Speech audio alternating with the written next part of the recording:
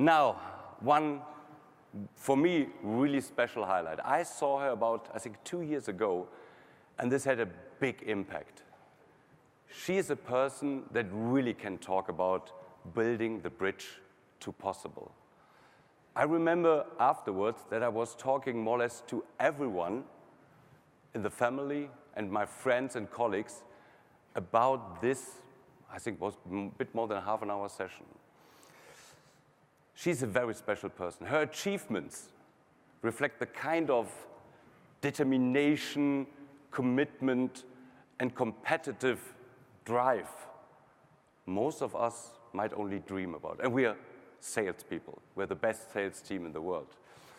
As the first amputee in history to compete in the NCAA, setting multiple world records, she is one of the youngest ever to be inducted into the Women's Hall of Fame. And if her athletic accomplishments aren't enough, she is a model and actress who will star in a new show coming out on FX next year, I think early next year, and it's called Where's Susie?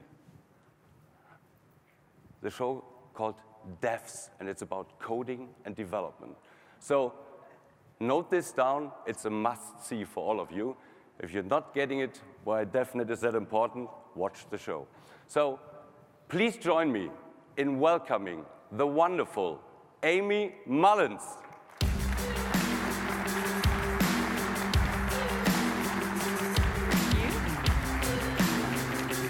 Thank you all of you.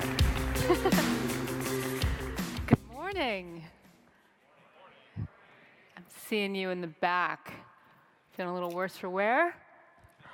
We're on the home stretch. It's Friday. It's not. Feels like Friday. Hi, Cisco and partners. I'm wearing a skirt. I don't usually do this. I'm a pants kind of girl, so I'm feeling a little bit out of my element. I'm going to talk to you today about adversity. And by the way, anything I'm going to say to you does not apply if you're going to go out on that roulette table. You're on your own. But there is a familiar narrative around it, right? We're taught to see it as a hurdle, something that impedes our path, something that's other, and an intrusion upon our right to progress through life without strife. And yet, we all know this. No one gets to avoid that. But we tend to frame our conversations around adversity as how do we overcome it? I think we can have an easier time of it and hopefully a lot more fun dealing if we can reframe this paradigm from one of overcoming adversity to one of embracing it, engaging with it in a way that lets us see it as a natural and maybe even beneficial part of everyday life. Now, this mental shift in how we view our challenges allows us to understand adversity as a catalyst to becoming our best and sharpest selves. And I believe that every one of us came into this world already in possession of the tools we need to make that shift. Naivete, curiosity, imagination, and uniqueness. Some years ago now, I was in a food market in a town in Pennsylvania where my parents still live. It's Allentown, PA. I should own it. Allentown, PA, I grew up in. And it's summertime, and I'm wearing shorts, and there's this voice behind me saying, well, if it isn't Aimee Mullins. And I'm like, how doesn't someone know I'm standing in Bethlehem in this food market? But I forget that, when I'm wearing shorts, I don't blend in as easy, because that day I'm wearing what my brothers call RoboCop legs. They're like black carbon fiber, shock absorbers, spring. It's like total kind of gearhead awesomeness. Kids love them, and my husband thinks they're great. And this man, I turned around, I have no idea who this guy is, and I have a good memory. And he's standing there looking so self-satisfied. And I was like, I'm sorry, have we met? And he said, well, we have. I said, I don't remember you. He said, you wouldn't remember meeting me because when we met, I was delivering you from your mother's womb.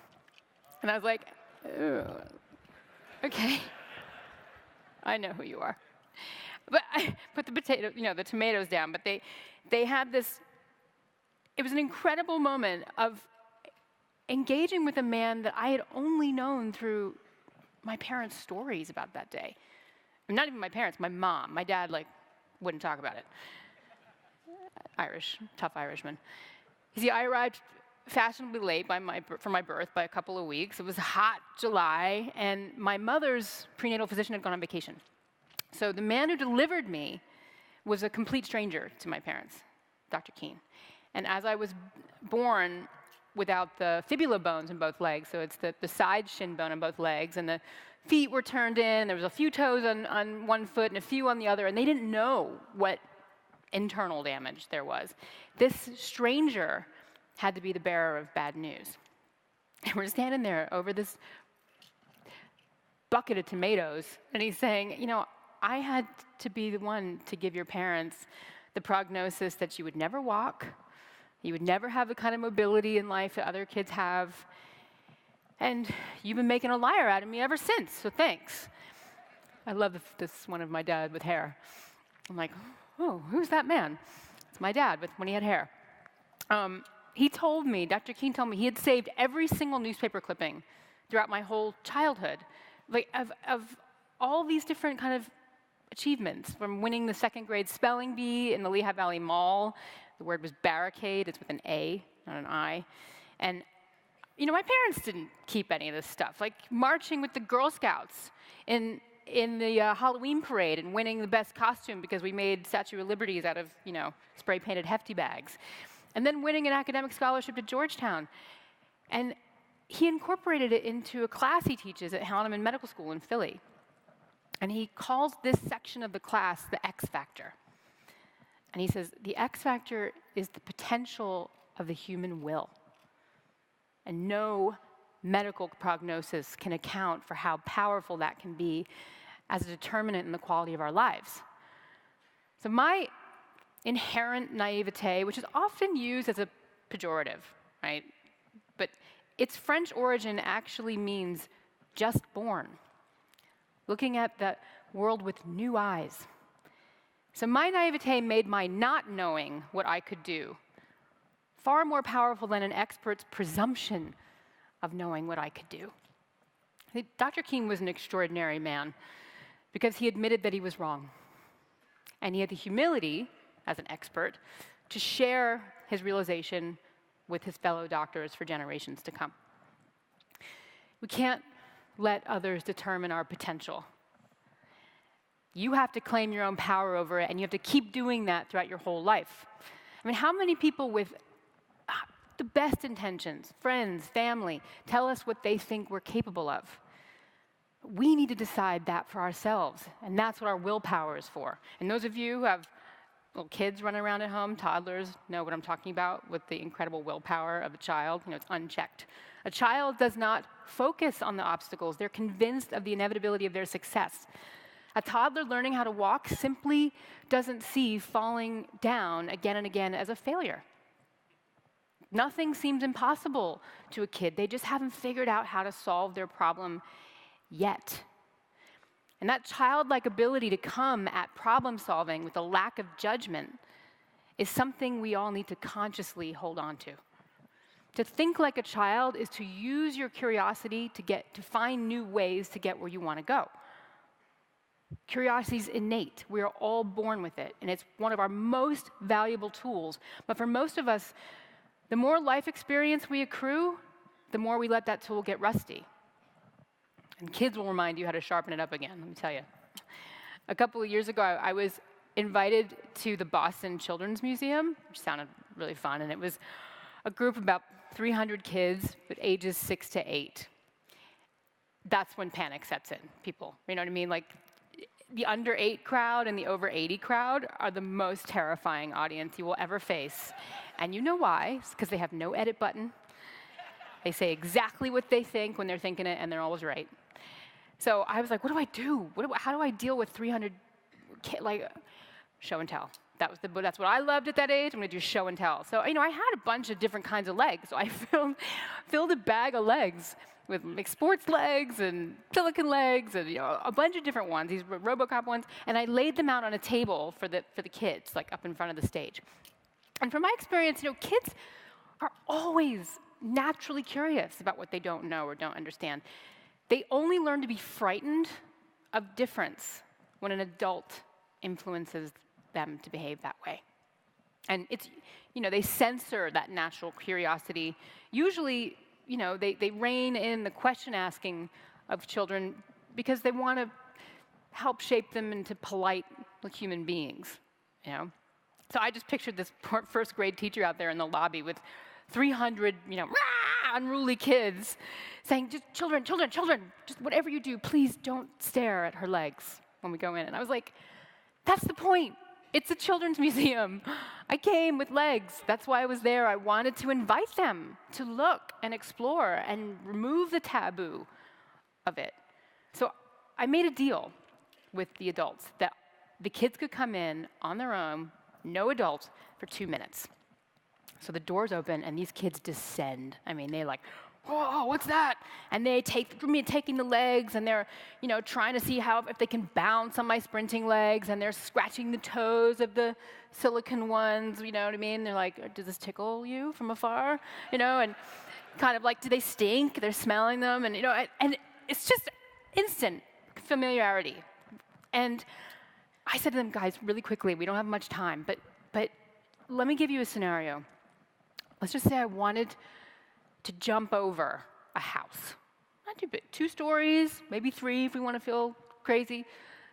What kind of legs, right now, if you can think of any animal, any superhero, any cartoon character, anything you can dream up right now, what kind of legs would you build me? And immediately some kid goes, kangaroo. Someone's like, it's a frog. Someone said, no, it should be Go-Go Gadget. Someone said, no, it should be something from The Incredibles. And it was like, boom, they were off and running, and with cartoons I hadn't even heard of. We need to put jetpacks in them. And then some kid said, wait a second. Why do you want to just jump over a house? Why wouldn't you want to fly, too? And all the kids went, yeah, you should fly. I was like, yeah, yes, I want to fly, please.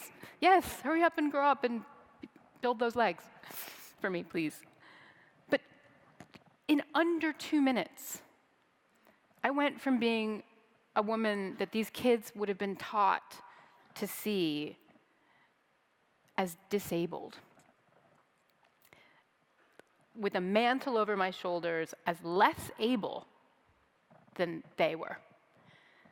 And in that short period of time, they saw me as somebody who had potential in her body that their bodies didn't even have yet, somebody that might even be super abled. And it can happen that quickly if you harness the curiosity tool. But we tend to stop using it as we get older. So as adults, we need to cultivate the habit of being curious. We need to practice curiosity like it's a sport. It was curiosity and naivete, the not knowing, that brought me to this thing called disabled sports. I had never met another amputee during my entire childhood. They're out there, right? The way that, unicorns are out there probably. But you've never met them. You don't see them. And this is before Google. I couldn't type it into a search engine and come up with images and what kids can do today. So I had wooden legs. And, playing with my brother who just turned 40 2 weeks ago. So I'm like, you have no idea how many people have seen you in your diapers. People you probably are going to work with someday. And you see there's a big leather cuff that held those ones up around the thigh. But I played sports. I have dozens of cousins, and we would see each other every week. And it was very physical. You played everything. And I played against all these other kids and with kids who had legs made of flesh and bone. And it was like, Aimee's legs are made of wood, my legs are made of flesh and bone. Big deal. You have red hair, I have blonde hair. And it was that. It was a physical characteristic to me. It wasn't a tribe or an identity. And I played everything. Soccer, skiing, volleyball, softball, swimming, even though when you have wooden legs, you're not supposed to swim because there is a metal bolt that connects the foot part onto the shin part. But you tell that to a 5-year-old when your neighbor has an in-ground pool and it's July. Like, no, you're definitely swimming. And I mean, I had these kind of wooden legs basically till my teen years, and I had some adventures with them. Like, 2nd grade, I'm walking at a family picnic, and I managed to take a stray bocce ball from a game, just like bounced off a rock and went, boom. Probably would have really hurt somebody, but it's like knocking on a football helmet for me. It was great, fine, no big deal. Didn't see the hairline crack that formed in the wooden leg. 6 months later, we're in music class. We have to dance. We have to do the twist, you know. And I'm dancing away, and I hear this, and suddenly I'm on the floor, and the lower half of my left leg is across the room, and the kids are screaming. The teacher faints on the piano, flat out faints, and panic ensues. And someone has to call for the nurse, and they're taking me to the nurse's office with splinters in this hand, and me on the other hand going, my parents are gonna kill me because I broke my leg, and insurance isn't gonna give me another one. It was complete, you get used to sort of like this general public humiliation pretty often. And then a couple years later, the prosthetist tells me, Aimee, great news. They've made waterproof legs. No more rusty, bolts in your legs. So this is going to change my life until I find out they're made of polypropylene. You know what that is? Polypropylene is the white plastic that your milk jug's made out of. So they were white, not Caucasian, white. They come with a unisex rubber foot that is the nastiest shade of peach you've ever seen. Not even Barbie has this skin color. It's not a human skin color.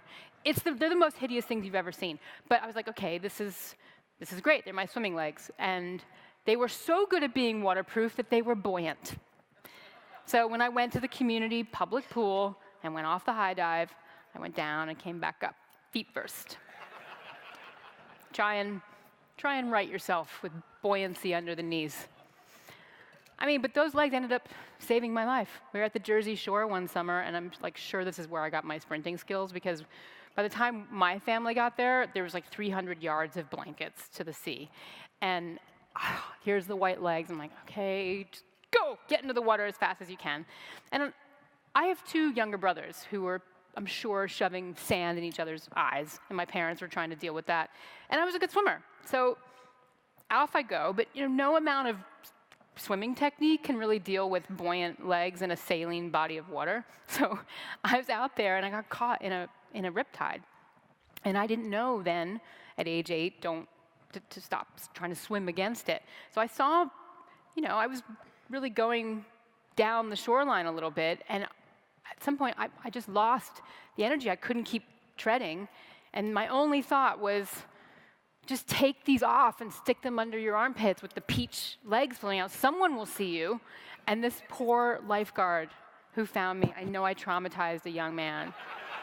He was like, they don't show this in Baywatch. This never happened in Baywatch. But they did. They saved my life. So I learned through these experiences not to overlook the advantages of being different. I played softball as a little kid. Sliding into second base with wooden legs really makes that girl covering the bag think twice about whether or not she wants to take that in the shins or just get out of the way. Use what you got. I raced downhill skiing in high school. I don't have ankles. People can't move their ankles in ski boots. My feet weren't freezing. I could stay out there all day on the slopes. And it wasn't until I was in college in Washington, D.C. as a teenager that someone suggested that I compete in a disabled track meet. And he said, yeah, with other people like you. And I was like, what do you mean? Like blondes? It's a blonde track meet? He's like, no, people who use wheelchairs and stuff. It'd be uplifting. Uplifting for whom? It was starting to smell funny. And I was beginning to imagine his assemblage of me and Helen Keller and Pollyanna and the Hunchback of Notre Dame and Tiny Tim were all at the start of a track meet. It's the feel-good event of the year. I was like, no. I wanted nothing to do with disabled sports. I saw myself as a competitor. I wasn't looking for a self-esteem boost. And then I went home that night, and I was so annoyed with this conversation I had with this guy. I was like, why does this bug me so much? And I realized that I was being completely arrogant about this refusal to look at disabled sports as a viable outlet for my urge to compete. In essence, my ignorance about not knowing what it was fueling this arrogance. It's where it always comes from. I was judging and not experiencing. So I'm like, oh, right, I have to go find out. So I decided to sign up for this track meet in Boston. And never mind that this was the National Disabled Sports Championships. I had never run track before. I booked a flight to Logan. I didn't know what to expect. And I put my name down for the 100-meter race, mainly because it was the shortest distance offered. But for my training, there was a gravel track up behind American University in a neighborhood called Tenleytown. And there was a woman there just jogging around on her own. And I said, hi, could you help me? How far is where are the 100 meters? Because, we're Americans. We technically learn the metric system. We don't know it. We don't really use it. So she's like, it's the straightaway part of the oval. So, oh, okay, I can do that. So I set myself at one end of the straightaway, took a deep breath, and it was like, go! And I ran as fast as I could go and collapsed at 55 meters with a raging side sticker. 100 meters is so much farther than you think it is, I'm telling you. When you're running and without a ball to take your mind off of how much your body's hurting. I went back to that gravel track 3 more times before this trip to Boston, and I had never made it past 60 meters. I was like, well, we'll see what happens on the day. So I had to develop some kind of a plan, and this was the teenage brain.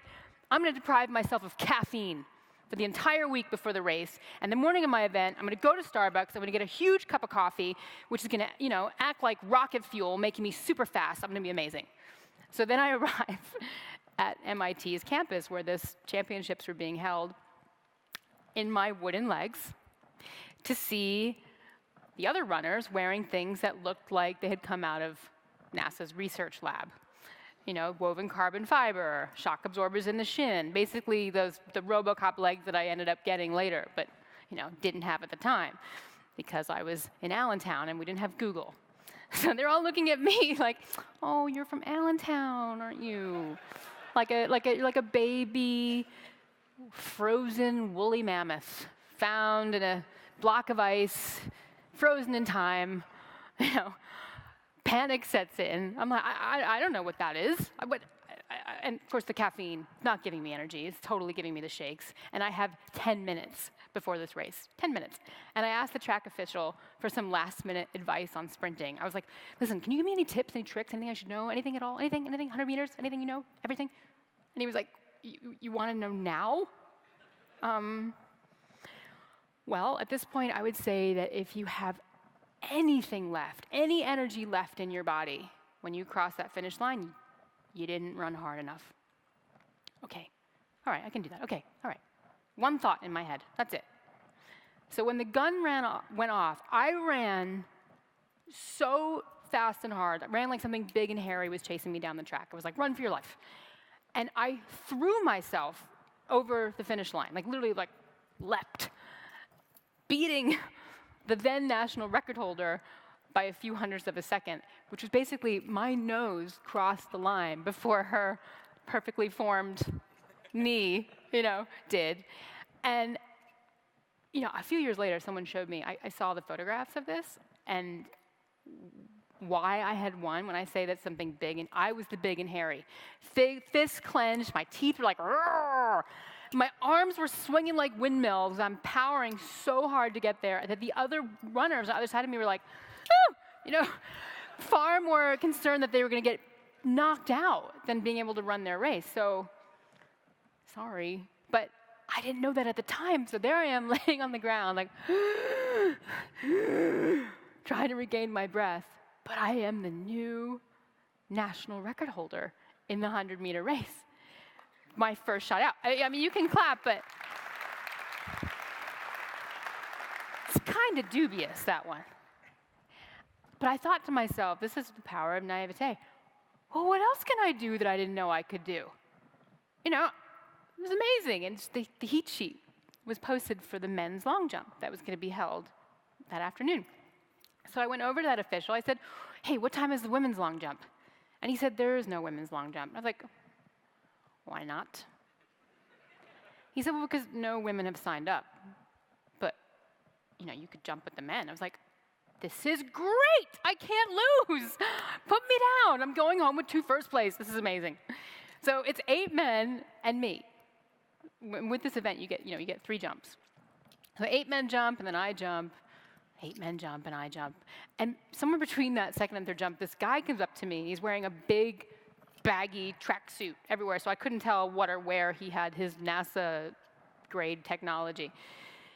And, you know, after he sort of makes fun of me for having wooden legs, he says to me, I hear, you know, so you're a double BK. And I was like, am I? Is that a hamburger? I don't really know what you're asking me. He's like, it's a double below-the-knee amputee in the parlance. That's what you are, and that's what I am too. But he said, you're doing the long jump? I said, yeah. He said, well, how are you doing that? I was like, well, it's fairly explanatory. I mean, you run down that runway, you try not to cross the line, and you hope and pray your butt hits the sand, because if it doesn't, it's bad. It's really bad on your tailbone.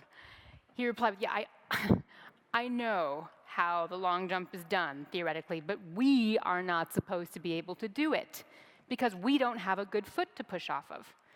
And sure enough, I'm looking at the other guys, these 8 men, and all of them have one flesh and bone leg, which is the leg they use for the springboard.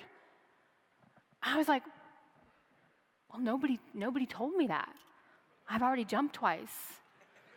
So I should probably just keep on doing it. And that day I came within 4 inches of the United States record, and within a year at that meet, I set the world record in the long jump, still having been the only double BK, special sauce, lettuce, cheese, to do it. And it was my first clue. It was revelatory to me into how disabling people can be to themselves, simply because they've accepted how something's going to end before they've even started it. They've lost their curiosity. Not practicing your curiosity keeps you comfortable, and it keeps you static. You don't grow. So get comfortable with being uncomfortable. What connects any champion, any leader in any field to one another is that quality. They understand that adversity is natural, so they don't seize up when they face it. Adversity is common to everyone. I mean, maybe there's a unicorn here who hasn't experienced adversity. If you have, let me know. I really would love it. But no, we're just human like the rest of us. I've never met a single person who hasn't experienced it. But the typical way most people see it is in these terms. Adversity equals discomfort. It's like, oh. And for most people, discomfort automatically is a setback. But for champions, discomfort equals growth. It's why you change up your workout every so often, because if your muscles stop aching, you stop growing. The best champions and leaders engage with the experience of being challenged rather than shrink away from it. You lean forward into challenge. Getting comfortable with being uncomfortable simply means that because champions practice their curiosity like it's a sport, they experience without judgment, they know it's the secret weapon to the fastest problem solving. And they have developed a habit of adapting to change quickly, more quickly than most people, and that is a major advantage. We are more apt to pivot, to be nimble for whatever it is that comes our way, when we have trained ourselves to see adversity as a dance partner rather than an unfriendly bouncer blocking your way into the party. And speaking of partying, college. College is the last time most of us are required to read books we wouldn't otherwise, to watch films from genres we don't gravitate towards. And it tends to be the last time we truly grapple with subjects and ideologies that aren't familiar or easily digestible for us. And after we leave that arena of forced exposure to otherness, if we're not vigilant, we tend to create our own echo chamber with curated music, curated friends, and curated ideas that inevitably become stale without being invigorated by the new and unexpected. I mean, how many of us are on like Spotify or Facebook? If you are, as I am, you know that these platforms serve up more of whatever they think you already like. And it's easy and comfortable to just go with that. Just as it's easy and comfortable to listen to your favorite playlist in the car all the time and not the random radio, or to only get your news from sources which already share your political bias. But think of what you might be missing. A song or an idea that might move you or challenge your thinking in the moment. Or more crucially, a story that could inspire you to change your life or the world around you. In other words, the curiosity tool shakes you from your usual playlist of ideas, habits, and assumptions. It gives you the B-side that we don't get anymore. It unfastens you from your mental, physical, and emotional comfort zones. So practicing curiosity, just looking beyond the edges of our known horizons to experience, to envision what is unfamiliar to us. It needs to become a daily habit, like getting some exercise or brushing your teeth. You know, I knew a really great place in a seaside village just north of Boston. Anyone from the Marblehead area? No, someone. Well, it recently closed its doors, broke my heart, after 25 years of being a community staple. It was called Chet's Video and Candy Store. When you walked into Chet's, rather than some, just designed just for your preferences home screen of Netflix, which I do love as well, Chet's shelves invited you to explore hundreds of diverse movie titles, indiscriminate of your presumed likes and dislikes. All of Chet's curious patrons could spend as long as they wanted perusing those shelves, open to being surprised by stumbling on a title that hadn't been curated for their taste by an algorithm that populates the similar and the familiar. I mean, who knew you would delight in Korean horror films when a computer made sure you were never offered one based on who you've been up until now? I try and reside in the mindset of Chet's Video Store so that I don't get trapped in the echo chamber of my own comfort zone. Retreating into the zone of our comfortable ideas is exactly how learning, innovation, and growth are stifled, whether in a person, a community, or indeed a country. So releasing ourselves from the historical baggage of what we have always known, what has always been, or what we think should be, opens us up to what I call the serendipity of surprise. And yes, the surprises of the unknown future, with all its guaranteed challenge and adversity, might seem scary to us. Fear exists. I don't think we need to be fearless. It's natural to experience fear, and it can be a great motivator. But we need to use our fears to go forward and not be controlled by them and held back. Because most of our fears tend to come from a little voice that is actually our ego. If you stay safe in your echo chamber, you're ensuring that your ego is never evolved by your challenges and that you are never surprised into new ways of thinking and being. Putting our egos aside allows us opportunities to pull out the best in ourselves and others. I learned this firsthand from working with my college track coach, Frank Gagliano. He's affectionately referred to as Coach Gags. He's a living legend in the track world. He's coached scores of All-Americans, world champions, Olympians. He's a living legend. He is this hardy man. He hails originally from Brooklyn, and he hasn't lost the accent or the attitude. And I came to him shortly after that Boston track meet I told you about, where I was just like a mess, but winning. And I was such a novice to the language and the world of track, but I was also the new female US record holder in the 100 meters. And I'd only run this one race. So besides needing training and athletic discipline to become a technically astute sprinter, I knew I would have to abandon my lifelong companion of those, wooden legs in order to trade up to those carbon fiber ones that everyone was running on in Boston, the RoboCop legs. But I didn't get those legs just yet. I arrived in track at just the right moment to be a willing guinea pig for an entirely new design.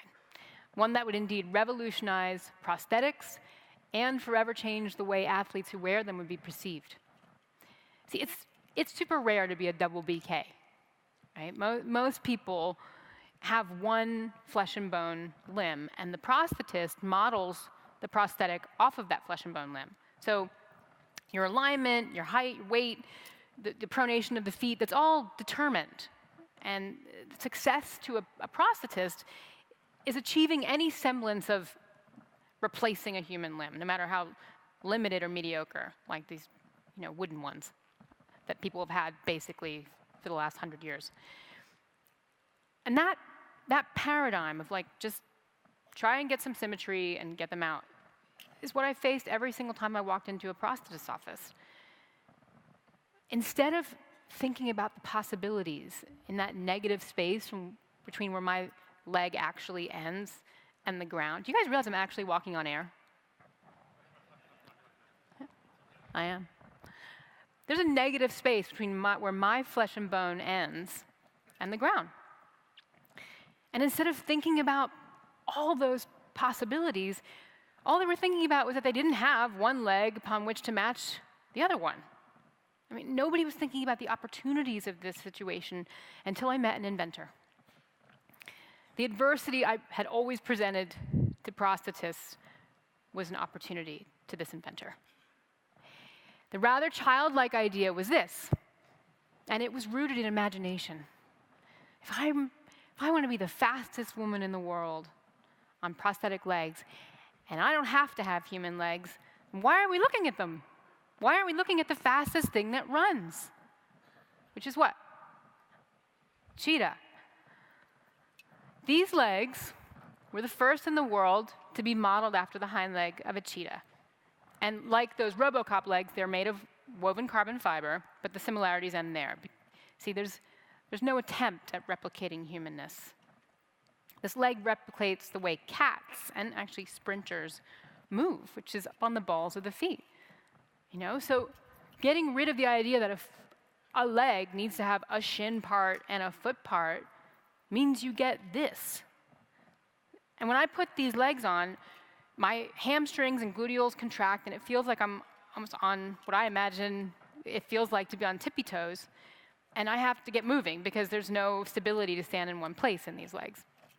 And we ripped the spike plate on the bottom there from a track shoe and glued it directly to the bottom leg, so we didn't need to tie laces up around the socket. I could just screw the track spikes right into the bottom.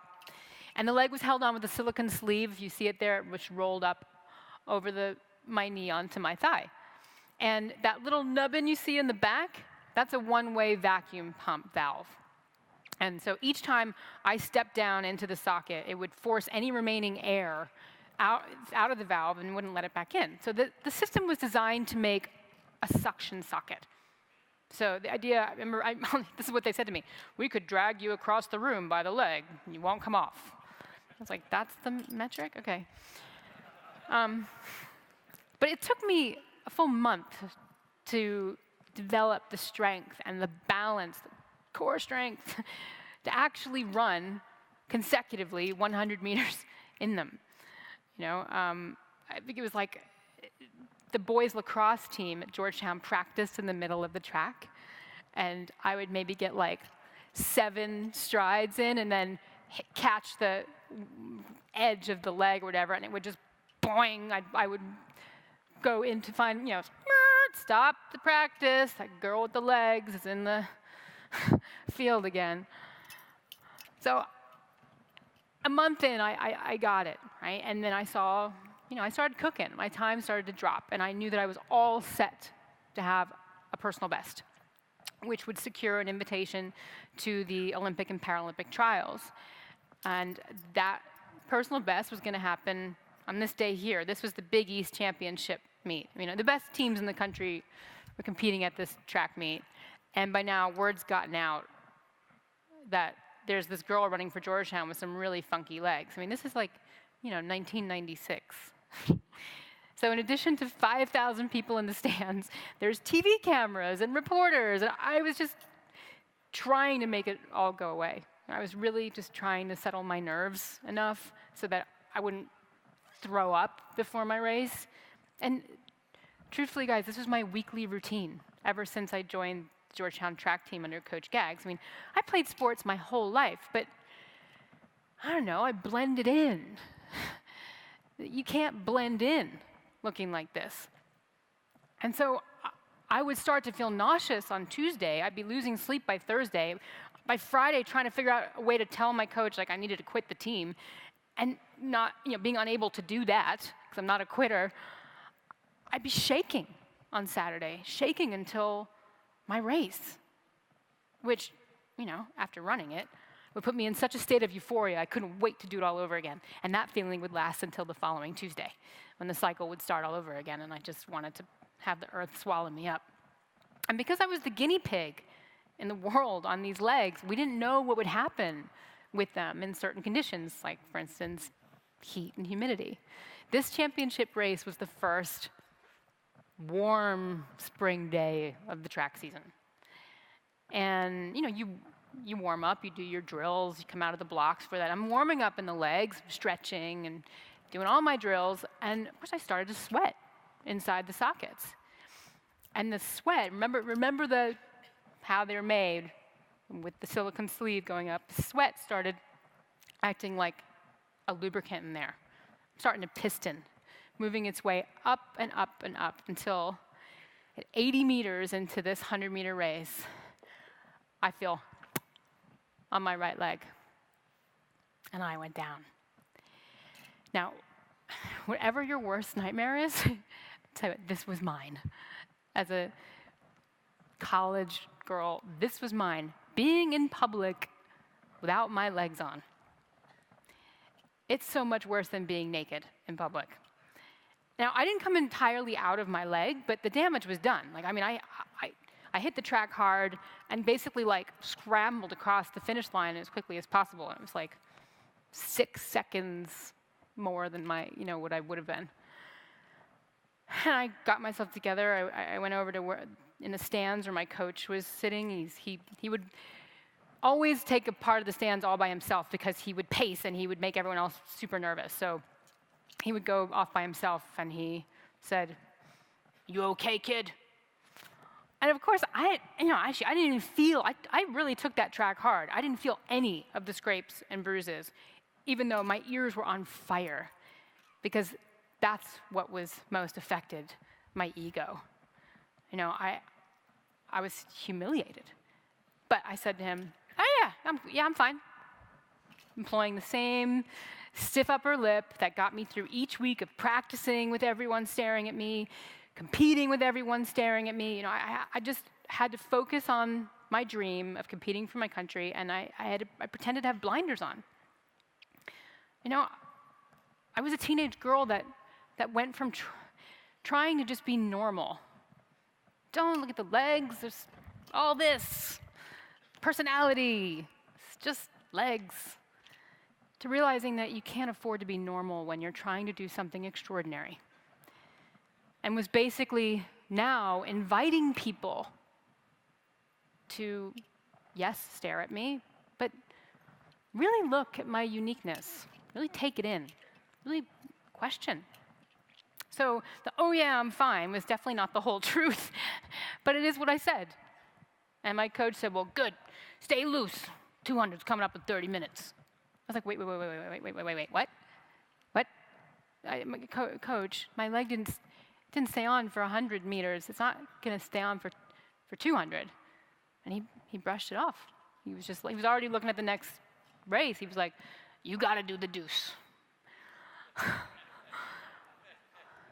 Frantic hysteria descended upon me. I realized that for all my stiff upper lip, pretending that I didn't feel any humiliation with everyone's attention on these strange-looking legs, I had created a situation where my coach had no idea how hard this was for me, week after week, to face my tremendous fear and go out in public and compete for my dream. And I realized, like, I can't do this. I started to beg, and he ignored me. I begged louder. I mean, tears are now streaming down my face. I dropped to my knees, and I am pleading with him. I'm like, please, Gags, don't you understand? My leg is going to come off. I'm going to be here, and my leg is going to be there, and people are going to be pointing and screaming and fainting. And I'm remembering the music class from second grade, oh. And he just stopped me short, went, so what? So what if your leg falls off? You pick it up. You put it on. You finish the gosh darn race. Now get out there and run the deuce. And he did not use gosh darn. And I was like, okay. I realized that whatever he was going to do to me, if I didn't run this race, was going to be far worse than any suffering at the hands of public, and they're strangers anyway. But it was such a great gift this man gave me, and I use it every week. So what? So where do we have this thing where we don't allow ourselves anymore to risk and reach and push? Give yourself permission. So what? What's the worst thing you think is going to happen? Your pride's going to be wounded. You'll get through it, and you'll have learned something.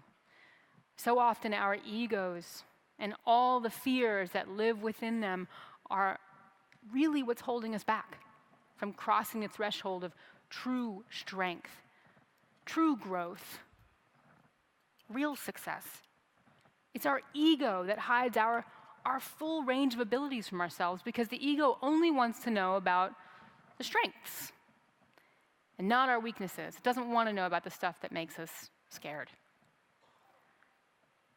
But there is an important partnership between what we might perceive as our weaknesses, our deficiencies, maybe our disabilities,